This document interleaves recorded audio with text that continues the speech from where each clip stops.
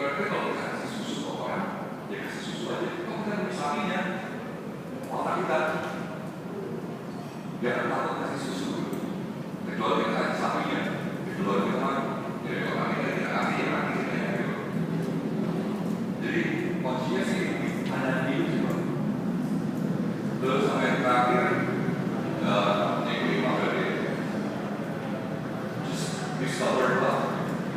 Gue dan ragu. Orang banyak tantangannya.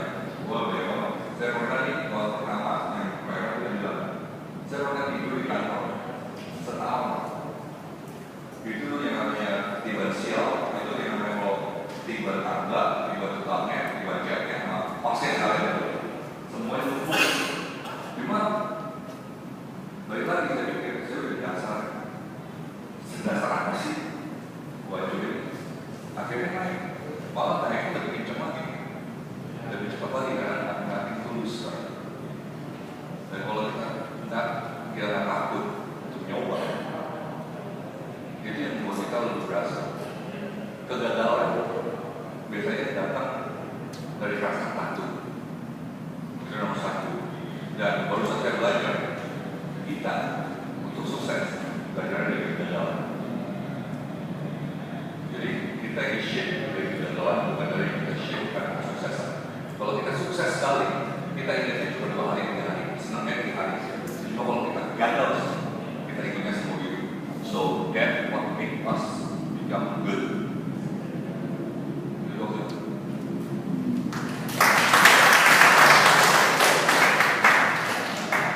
Kalau boleh saya tambahin sedikit berdasarkan pengalaman saya nanti dari pengalaman Pak Roni. Jadi kalau buat saya pribadi bahwa sukses itu selain yang tadi Pak Dani sampaikan, ya Pak Dani tadi sampai teamwork, jadi teamwork kerja tim. Nah, buat saya juga yang faktor-faktor yang bisa membuat seorang pengusaha berhasil itu yang paling penting nomor 1 adalah mental. Karena sebelum ini saya sudah pernah berusaha. Dari waktu saya kuliah saya udah bikin PT.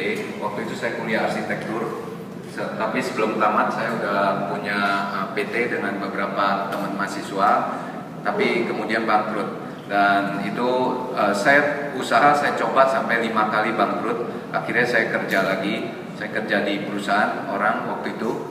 Nah, saya mulai lagi. Akhirnya gagal lagi 2 kali. Nah, baru yang ini dan ada satu lagi perusahaan saya yang lain yang lumayan jalan.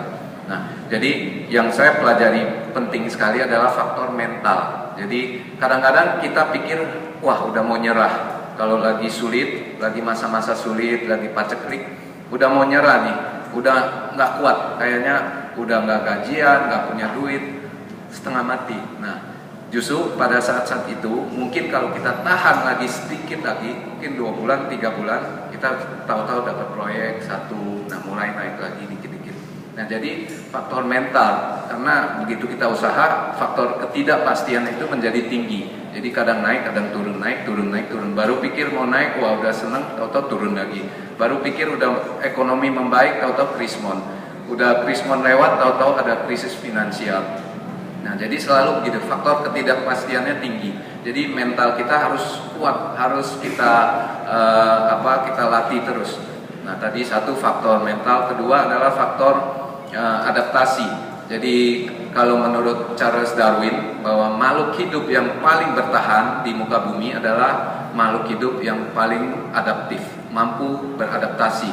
Jadi kalau lingkungannya seperti apa, lingkungannya buruk, ya kita ikut buruk. Lingkungannya baik, kita ikut baik. Nah, jadi faktor adaptasi. Kalau dalam pengalaman kami di perusahaan, ketika semua orang mulai masuk main digital, ya kita masuk ke digital. Ketika digital sudah booming, kita udah bikin perusahaan inkubator dan punya publisher. Jadi kita masuk di depan terus. Jadi kita adaptasi terus.